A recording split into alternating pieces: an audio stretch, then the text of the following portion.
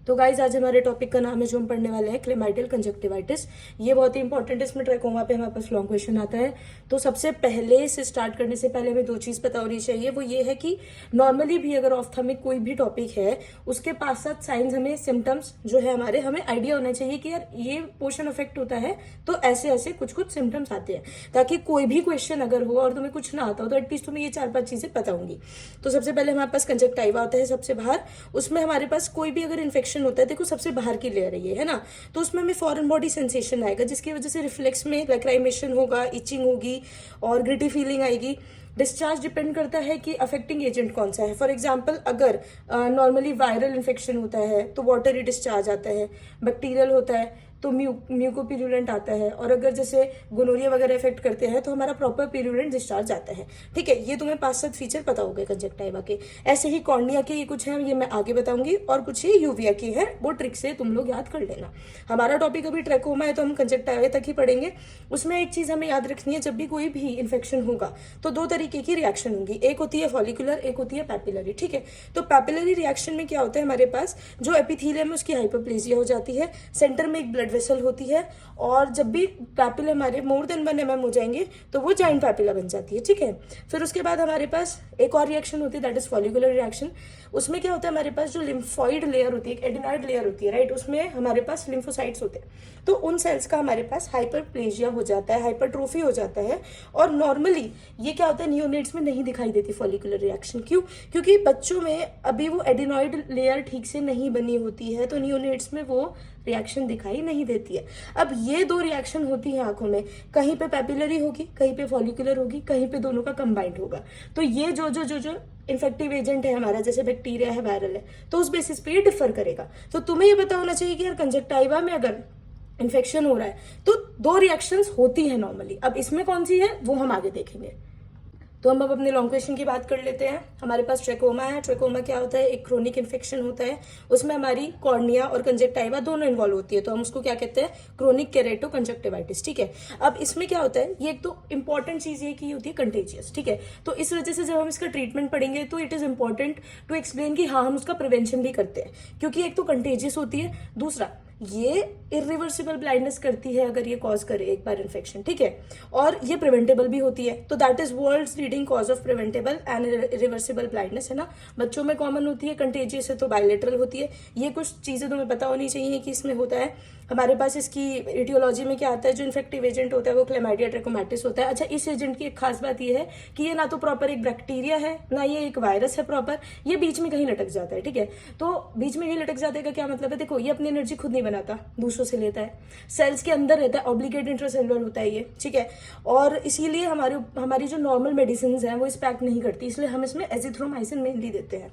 ठीक है, तो ये इस एजेंट की कुछ खास बातें हैं कि ये बीच में आता है कहीं। ठीक है, फिर उसके बाद हमारे पास प्रीडिस्पोजिंग फैक्टर्स क्या होते हैं, देखो आंसर में ये सब तो लिखना ही पड़ता है, तो उसको याद करने का अच्छा तरीका ये देखो, ट्रैकोमा माँ हो गया तो तुम्हें पता होना चाहिए ये फीमेल्स में कॉमन होता है, और माँ के बच्चे भी होते हैं, तो तुम्हें याद होना चाहिए कि हाँ ठीक है ये चाइल्डहुड और बच्चों में इन्फेंसी में ज्यादा ये इन्फेक्शन कॉज करता है। ठीक है, फिर उसके बाद एक चीज और है कि ये प्रिवेंटेबल है, तुम्हें पता है ना, और ये इनकंटेजियस है, तो तुम्हें इसका आइडिया लग जाएगा कि हाँ ये फैलती है, ऐसे अनहाइजीनिक कंडीशंस हैं, इस वजह से ये ज्यादा फैलती है। ठीक है, तो ये हमारी प्रीडिस्पोजिंग फैक्टर्स कंप्लीट हो गई। अब वही सोर्स ऑफ इन्फेक्शन क्या होता है, देखो अनहाइजीनिक कंडीशन है तो इसके तरीके क्या होता है, बस डायरेक्ट अगर फैलेगा तो एयरबॉर्न या वाटरबॉर्न रूट से ये फैल सकता है।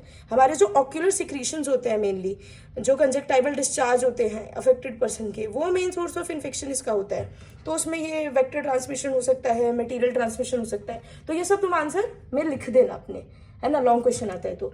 अब उसके बाद हमें जो मेन चीज पढ़नी है वो क्या है, देखो ये सबसे कंफ्यूजिंग पार्ट होता है कि इसमें हो क्या रहा है। जब भी ये इन्फेक्शन कॉज करेगा तो कुछ क्लिनिकल फीचर्स होते हैं कंजक्टाइवा के, तो तुम लिख ही सकते हो, लेकिन ये याद रखना कि जो डिस्चार्ज होगा वो तभी होगा जब कोई सेकेंडरी बैक्टीरियल इन्फेक्शन है।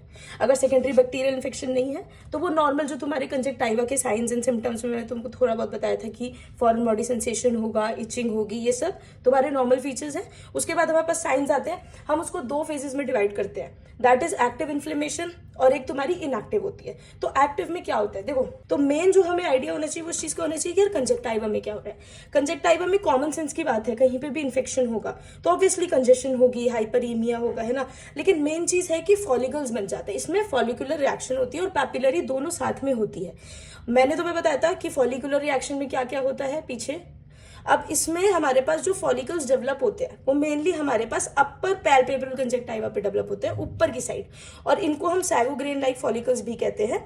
और इसमें हमारे पास जो क्या कहते हैं, हम जोन्स की बात कर लेते हैं, जैसे हम इसको हिस्टोलॉजिकली अगर देखें तो हमारे पास जोन ऑफ लिम्फोसाइट्स होते हैं। कैसे लिम्फोसाइट्स होंगे, सेंटर में लिवर सेल्स हो सकती है हमारे पास, और पेरीफेरी में ब्लड वेसल्स होती है हमारे पास, ठीक है। फिर उसके बाद एक रिएक्शन होगी फॉलिकुलर, दूसरी की बात कर लेते हैं होती है पैपिलरी रिएक्शन। पैपिलरी रिएक्शन में क्या होता है, हमारे पास एपिथेलियल सेल्स होती हैं, उनका हाइपरप्लेजिया हो जाता है, ब्लड वेसल सेंटर में होती है, और इसमें ये फ्लैट टॉप्ड होते हैं। ये जो हमारे पास दिखाई देगी ना पैपिलरी रिएक्शन हमको आई, अगर हम चेक करेंगे तो हमें फ्लैट टॉप दिखाई देगी, ठीक है। तो ये हमें फ्लैट टॉप दिखाई देगी, एपिथेलियल हाइपरप्लेजिया दिखाई देगा, ये टार्सल कंजक्टाइवा में मेनली होते हैं। ये हमारे पास कंजक्टाइवल साइंस थे। अब हमारे पास कॉर्नियल साइंस है। कॉर्नियल साइंस में क्या होता है, देखो कॉर्नियल साइंस में सबसे पहले सबसे इंपॉर्टेंट चीज जो होती है वो होती है पैनस। तो हमारे पास पैनस क्या होती है, पैनस क्या होती है, बेसिकली कॉर्निया में इन्फिल्ट्रेशन होती है सेल्स की along with vascularization, blood vessels भी प्रोलिफरेट करती है। कौन सी ब्लड वेसल्स, सुपरफिशियल वाली, ठीक है। इन्फेक्शन ही पूरा ये सुपरफिशियल है। तो दो तरीके का हमारा पैनस बनता है, एक तो प्रोग्रेसिव पैनस बनता है और एक रिग्रेसिव पैनस बनता है। तो देखो हमारे पास जो प्रोग्रेसिव पैनस होता है उसमें ये देखो ब्लड वेसल्स है, ये प्रोलिफरेट करी, उसके बाद इन्फिल्ट्रेशन का जोन जो होता है वो beyond the blood vessels lie करेगा, ठीक है। उसके आगे दिखेगा हमें वो zone of face, then we will call it कि हाँ ये देखो प्रोग्रेसिव है। और रिग्रेसिव में क्या होगा, देखो ये इन्फिल्ट्रेशन का जोन है, ये पहले ही रुक गया और ब्लड वेसल्स उसके बियॉन्ड प्रोलिफरेट कर गई। तो इसे हम दो तरीके का पैनस बोलते हैं। और हमारे पास एक चीज और जो इसमें दिखाई देती है कॉर्निया में, वो होते हैं फॉलिकल्स, इसमें भी दिखाई देते हैं, पर यहाँ के जो फॉलिकल्स है हम उनको क्या बोलते हैं, हर्बर्ट फॉलिकल्स बोलते हैं। ये अराउंड द लिम्बस दिखाई देते हैं, ठीक है। तो ये दो चीजें हमें कॉर्निया की पता होनी चाहिए। अब हम बात कर लेते हैं कि हमारे पास दूसरे फेज में क्या होता है, जो इनएक्टिव फेज होती है। इनएक्टिव फेज में भी हम ऐसे ही डिवाइड करेंगे कि कंजक्टाइवा में क्या दिख रहा है, कॉर्निया में क्या दिख रहा है। तो कंजक्टाइवा में क्या होता है, विद टाइम स्कारिंग हो जाती है। अब जब स्कारिंग डेवलप होती है तो initially star shape scarring develop होती है, विद टाइम वो ऐसा ना मतलब मिल के वो हमें एक लीनियर लाइन दिखाई देती है जिसको हम कहते हैं आर्ट्स लाइन, ठीक है। फिर उसके बाद कॉर्निया में हमें दिखाई देते हैं हर्बर्ट स्पिट। और ये हर्बर्ट स्पिट क्या होती है, देखो जो हमारे हर्बर्ट फॉलिकल्स थे, ये जो हमारे लिम्बस के अराउंड डेवलप हो रहे थे, ये हर्बर्ट फॉलिकल्स थे। ये देखो फॉलिकल्स जितने भी हमारे डेवलप होते हैं वो मेनली पैल्पेब्रल कंजक्टाइवा पे डेवलप होते हैं, लेकिन जब कॉर्निया तक इन्फेक्शन पहुंचता है तो फॉलिकल्स अराउंड द लिम्बस हमें दिखाई देते हैं लिम्बो कॉर्नियल जंक्शन पे, ठीक है। तो विद टाइम ये क्या करते हैं, ये पिट्स में डेवलप हो जाते हैं। अब हमें ये पता चल गया कि ट्रैकोमा में मेनली होता क्या है, क्लिनिकल फीचर क्या और होता क्या है, ये तुम्हें सबसे ज्यादा पता होना चाहिए। उसके अलावा हमारे पास दो क्लासिफिकेशन होती है, देखो लॉन्ग क्वेश्चन है तो कुछ कुछ तो लिखना ही पड़ेगा। तो हमारे पास एक होती है मैकेलेंस क्लासिफिकेशन होती है, इसकी एक ट्रिक थी जो मैंने बताई थी कि इट्स मैकेलेन, ठीक है।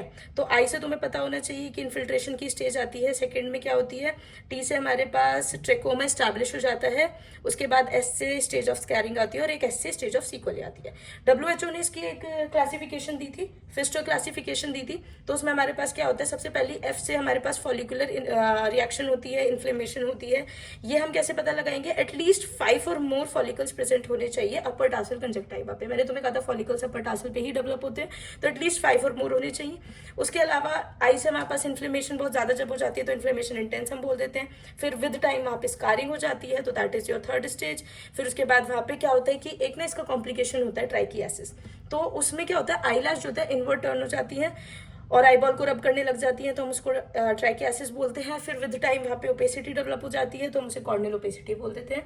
नाम पता कर लो, उसके बाद अगर अंदर का पढ़ना है कि किसमें क्या होता है तो वो तुम्हारी इच्छा है, मैंने नहीं पढ़ा था। उसके अलावा हमारे पास कॉम्प्लिकेशंस में क्या होते हैं, हमारे पास देखो कॉर्नियल अल्सर डेवलप हो सकते हैं, क्योंकि ट्राइकियासिस हो रहा है, आईबॉल को रब कर रहा है, वहाँ पे अल्सर डेवलप हो सकती है, स्कारिंग हो सकती है, ओपेसिटी डेवलप हो सकती है, एंट्रोपियन हो सकता है, ये सब इसके सीक्वली कॉम्प्लिकेशन होता है, ठीक है। तो देखो इसकी डायग्नोसिस इतनी इजी है, तुम्हें ऑलरेडी चीजें पता है, अगर तुम थोड़ा सा दिमाग लगाओगे तो तुम्हें पता है कि ना ये फुल्ली एक बैक्टीरिया है ना ये वायरस है, हम इसको एक प्रॉपर पोजीशन नहीं बताते हैं कि ये क्या चीज है, ठीक है।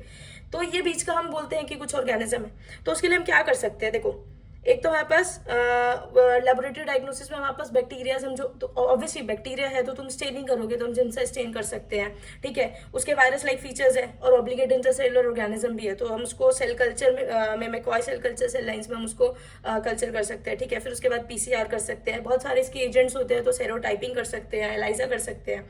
फिर उसके बाद डिफरेंशियल डायग्नोसिस, मैंने तुम्हें क्या कहा था, दो रिएक्शन होती है आंखों में, फॉलिकुलर एंड पैपिलरी, राइट। तो हमारे पास जैसे इसमें ना फॉलिकुलर और पैपिलरी दोनों रिएक्शन होती है, लेकिन जैसे हमारी वो होती है वायरल इन्फेक्शन होती है, तो उसमें हमारे पास एक मेनली फॉलिकुलर हाइपरट्रोफी होती है, तो हमें उससे इसको डिफरेंशिएट करना होता है कि हमारे पास जब एक्टिव ट्रैकोमा में एक फॉलिकुलर हाइपरट्रोफी अगर हमें दिखाई दे रही है, तो हम उसको डिफरेंशिएट करेंगे विद एडिनोवायरल फॉलिकुलर कंजक्टिवाइटिस, ठीक है। फिर उसके बाद हमारे पास अगर मेनली वहां पे पैपिलरी हाइपरट्रोफी हमें दिखाई देती है ट्रैकोमा में, तो हम उसको डिफरेंशिएट करेंगे जो हमारी एलर्जिक कंजक्टिवाइटिस होती है, स्प्रिंग कैटरा से, ठीक है। फिर उसके बाद हम मैनेजमेंट की बात कर लेते हैं। फिर अब अगर मैनेजमेंट की अगर हम बात कर ले, तो डायग्नोसिस तुमने देख ली, ट्रीटमेंट क्या होता है। देखो हमारे पास मैंने क्या कहा था, ये कंटेजियस होती है, तो एक प्रिवेंशन तुम्हें लिखना ही लिखना है इसका। ट्रीटमेंट बहुत ही इसका सिंपल होता है, ये तुम्हें पता है कि बहुत ही बदतमीज टाइप का ऑर्गेनिज्म है ना, प्रॉपर बैक्टीरिया भी नहीं है, वायरस भी नहीं है, सेल वॉल इसकी अजीब सी होती है, तो पेनिसिलिन इस पे काम करते नहीं है, इंट्रासेलुलर होती है तो सेल्स के अंदर जाके बैठ जाती है, तो हमें एक ऐसी दवाई देनी है जो सेल्स के अंदर जाके इसको मार सके। पेनिट्रेशन पावर सारे मेडिसिन की इतनी अच्छी नहीं होती, लेकिन जो मैक्रोलाइड क्लास होती है हमारी, जैसे एजिथ्रोमाइसिन वगैरह, इनकी बहुत अच्छी पेनिट्रेशन पावर होती है, तो इसका ट्रीटमेंट ऑफ चॉइस इसलिए एजिथ्रोमाइसिन होता है। दूसरी चीज, हमें इसे टॉपिकल से ज्यादा सिस्टेमिक देना होता है, क्यों? क्योंकि ये सेल्स के अंदर है ना, और ये नेजोफेरिंग्स में भी जाके बैठ जाता है ट्रैकोमा, तो हम टॉपिकल से ज्यादा प्रेफर करते हैं कि हम यार इसको सिस्टमिक एंटीबायोटिक से ट्रीट करें। तो हम क्या क्या देंगे, एजिथ्रोमाइसिन दे सकते हैं, इसका ऑल्टरनेटिव एजिथ्रोमाइसिन, टॉक्सीसाइक्लिन वगैरह होता है, वो सब देख लेना कि किस में नहीं दे सकते, अगर तुम्हें ज्यादा पढ़ना है तो। इसका एक ऑल्टरनेटिव भी होता है, देखो टॉपिकल अगर तुम्हें देना ही है तो टॉपिकल फिर हम 6 वीक्स के लिए देते हैं। अब इतने ज्यादा लंबे टाइम के लिए क्यों दे रहे हैं, क्योंकि ये तुम्हें मैंने बताया नहीं है, बट स्टार्टिंग में इसकी ऐसी 2 लाइफ साइकिल होती है ना, इसकी जो लाइफ साइकिल उसमें 2 बॉडीज बनती है, एलिमेंट्री और रेटिकुलर, तुमने माइक्रो में पढ़ा हो तो ऐसे डिफरेंट साइकिल्स में ये ऐसे रेप्लिकेट करता है। तो जो हमारी एंटीबायोटिक है वो हमें ज्यादा टाइम के लिए इसलिए देनी होती है क्योंकि वो एक पर्टिकुलर साइकिल पे जाके एक्ट करती है ना, और वो 2-3 दिन चलती है इसकी साइकिल, तो इसलिए हमें ज्यादा टाइम तक देनी होती है। फिर उसके बाद अगर हम बात कर लिए तो एक्टिव ट्रैकोमा का ट्रीटमेंट था कि भाई किसी को हो गया हम दे रहे हैं। एक होता है कि विद टाइम अगर वो इनएक्टिव ट्रैकोमा के स्टेजेस में डेवलप हो जाए तो क्या करना चाहिए। देखो वो सारा हमारे कॉम्प्लिकेशन का स्टेज था, है ना, तो उसमें क्या कर सकते हैं। देखो अगर आई में हमारे स्कारिंग हो गई है या ड्राई आई हो गई तो हम उसको आर्टिफिशियल टीयर्स दे सकते हैं, है ना, लुब्रिकेटिंग एजेंट्स दे सकते हैं। अगर वो आई लैशेस ऐसे इन्वर्ट टर्न हो गया, ट्राइकियासिस हो गया है, तो फिर उसमें क्रायोलाइसिस वगैरह कर सकते हैं, सर्जरी कर सकते हैं एंट्रोपियन हो गया है तो, और केरेटोप्लास्टी या केरेटोप्रेस्टेसिस कर सकते हैं अगर स्कारिंग हो गई हो। अब हम बात कर लेते हैं, क्योंकि ये रिवर्सिबल ब्लाइंडनेस करती है और बहुत ही ज्यादा कंटेजियस होती है, तो उसकी प्रिवेंशन में हम क्या कर सकते हैं। सेफ स्ट्रैटेजी होती है, उसमें हमारे पास सर्जरी, एंटीबायोटिक्स, फेशियल हाइजीन और एनवायरमेंटल चेंजेस आती है। तो देखो सर्जरी तुम लिख दोगे, तुमने पढ़ लिया, स्कारिंग हो रही है, क्या क्या कर रहे हैं हम, एंटीबायोटिक्स तो मैंने बता दिया, बट अब कैसे कैसे देनी है वो मैं बता दूंगी। और फेशियल हाइजीन में हमें क्या करना है, मेनली ऑक्यूलर सिक्रीशंस को एलिमिनेट करना है। एनवायरमेंटल चेंजेस में जितना तुम्हारे पास दिमाग है उतना लिख दो कि यार hand washing, health education, proper facilities, है ना, सेफ ड्रिंकिंग वाटर, जितना तुमसे मन है वो लिख दो, है ना। अब एंटीबायोटिक्स कैसे कैसे दे रही है, नहीं कि सबको पकड़ के कुछ भी दे दिया कि यार ये तो कंटेजियस है, इसको भी पकड़ लो, इसको भी पकड़ लो, नहीं। देखो प्रेवलेंस पे डिपेंड करता है। अगर प्रेवलेंस मतलब लोगों में ये 10% से ज्यादा तुम्हें दिख रहा है कि प्रेवलेंस है, तो अगेन सिस्टमिक तुम ओरल एजिथ्रोमाइसिन दोगे। अगर तुम नहीं है, तुम्हें टॉपिकल देना है तो तुम उसे 6 वीक्स के लिए दोगे, लेकिन इसमें मेन इंपॉर्टेंट पॉइंट है कि सारे कम्युनिटी मेंबर्स को आप देंगे।